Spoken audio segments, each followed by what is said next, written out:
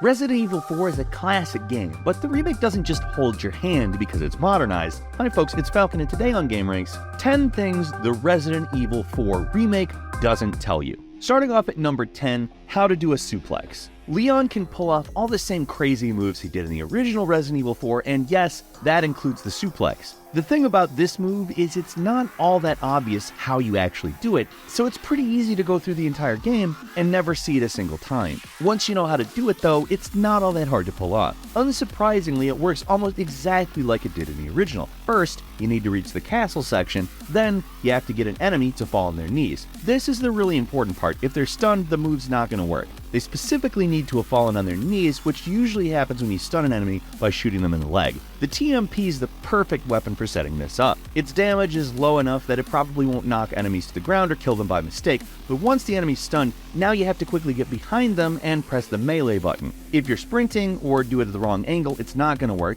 You'll just do a regular kick, but if you're directly behind them and hit the melee prompt, it should work. Now the emphasis there is on should. It's kind of finicky to pull off, and it's not really practical for most situations. Still, the suplex is back, and it's just as glorious as ever.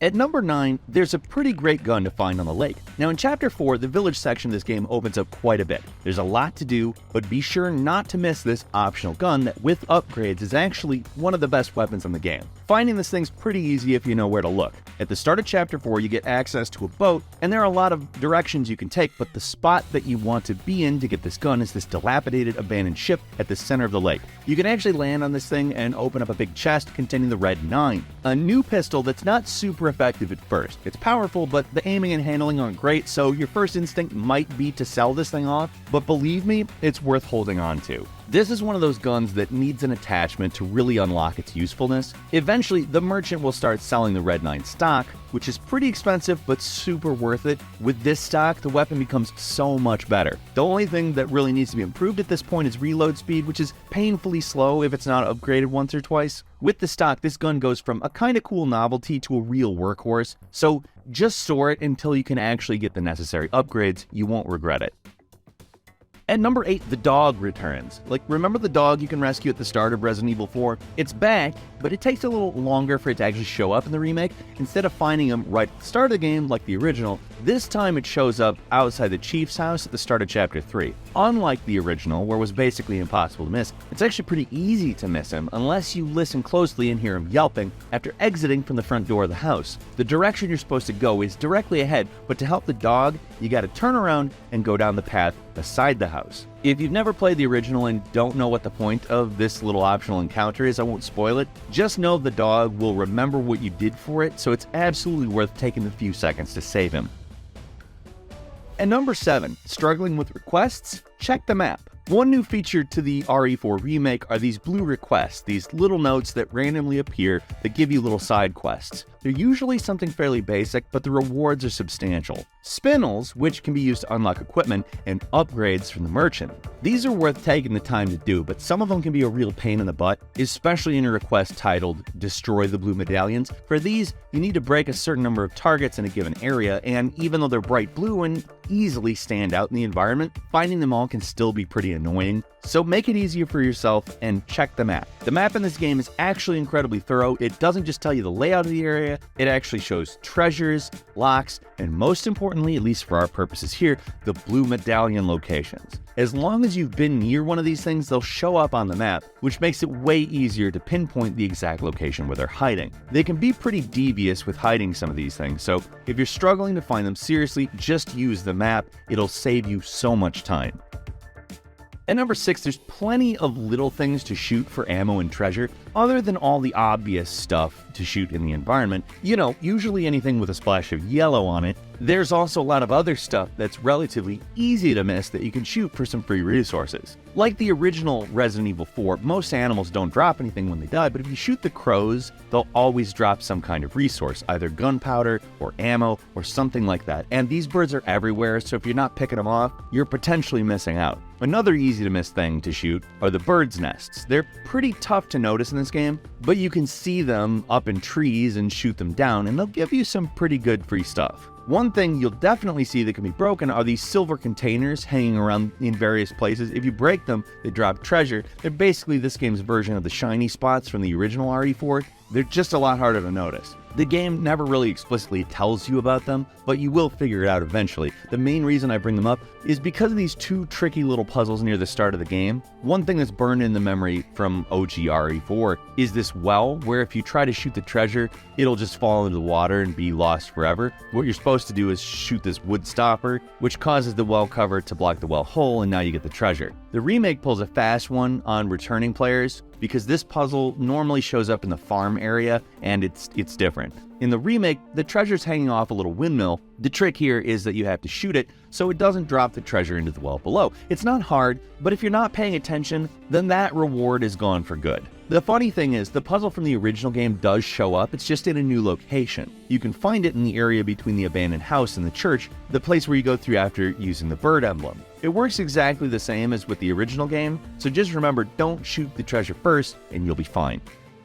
At number 5, the bolt thrower is amazing for preserving ammo. One new weapon exclusive to the remake is the bolt thrower. This weapon that's not super powerful, but is a tool for saving ammo. It's great. The thing about this weapon is that for crowds, it's pretty weak. Bolts aren't going to do a lot of damage, they take a while to reload, and if you want to make them good against groups, you have to craft the explosive upgrade, which uses 2 resources at once. Mines are effective, don't get me wrong, but for me, the most important thing about this gun is how the bolts you fire almost never break. If you load up 5 or 6 bolts into a single enemy, when they die, you get them all back. That means if you're trying to save on ammo, this weapon is fantastic. Everything uses up resources in this game, even the knife, so having something that lets you damage enemies for free is super helpful. The important thing to keep in mind when using this weapon, though, is that you have to be absolutely sure you do not waste ammo. Never fire in a situation where the bolt will go somewhere and you can't get it back. I find it's most effective for smaller enemy encounters where you're dealing with 1 or 2 guys. That's really where it excels, along with using it on isolated enemies in big combat rooms before anyone notices you. On hardcore, this thing is absolutely essential, and it's pretty handy on normal. The remake definitely throws a few ammo droughts at you that the original game never had, so give this thing a shot. You might be surprised how useful it actually is. Behind me. Oh God! What is wrong with these people?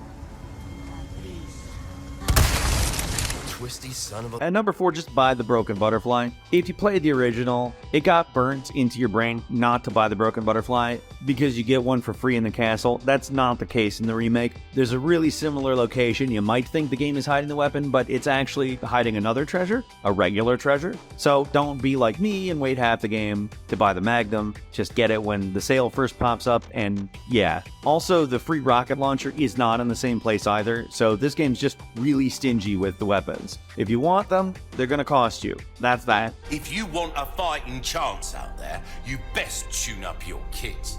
At number 3, stealth is situational, but makes certain sections much easier. One new aspect of the remake is that there's actually a rudimentary stealth system. Enemies are unaware of your presence a lot of the time, and if you manage to sneak up on them, you can get an instant kill. That's pretty decent, but what the game doesn't tell you is that there are multiple encounters where you can avoid confrontation entirely, or at least make the fight much easier for yourself. Like this section in the castle where you first encounter a red priest. This is a pretty rough spot with a lot of tough enemies, but you can make things much easier by sneaking up to the balcony, stabbing the guards up there, and then dropping the chandelier on the group below. It doesn't kill the red guy, but it does clear out most of the enemies in the center and makes the whole thing much simpler to get past. Next. At number 2, weapons with penetration are a necessity. In the original Resident Evil 4, the pro strat was to load up on weapons with penetration. These guns had the power to hit multiple enemies at once, and because of that, you could minimize the amount of ammo used by creating conga lines of enemies and then taking them out. It's still an excellent strategy in the remake, and because of a few key differences, guns with penetration are actually even stronger in this game. So you'll really want a sniper rifle or the Punisher pistol, which is the one pistol powerful enough to go through multiple enemies. In the remake, you gotta deal with an old Plagas with a new move. The Plagas C now can possess enemies and turn them rabid. With the right weapon, they're made much easier because you can just shoot through the body and hit the Plagas in the back, killing both of them. Just be careful around Ashley because these weapons work just as well on her. If she gets stabbed, switch to another weapon or use the knife, because if you shoot her attacker with one of these, it's likely that it's going to end up hitting her too. And finally, one quick tip for getting through the infamous water room. One of the most infamous rooms in the original game is back for the remake, and while it's not quite as brutally difficult here as it was in that game, it's still a long and challenging area that's going to force you to redo parts of it if you die. In the original game, there was a trick to getting through this place. You could actually leave and the game would keep your progress, so you could deal with the first 2 ambushes, then leave and save. The exact same trick works with the remake, but it's even easier to do here because you get an autosave just by leaving and going back through the big entry door. The game does give you an autosave if you get to the part of the room where you have to help Ashley up to turn the 2 cranks, so it's at least merciful there, but before that you get nothing. So if you're worried about dying, just leave the room and come back. It may not be necessary, but a little peace of mind never hurt. And that's all for today. Leave us a comment, let us know what you think. If you like this video, click like. If you're not subscribed, now's a great time to do so. We upload brand new videos every day of the week, and the best way to see them first is, of course, a subscription. Don't forget to press the notification bell, and as always, we thank you very much for watching this video. I'm Falcon. You can follow me on Twitter @FalconTheHero, and we'll see you next time right here on GameRanx.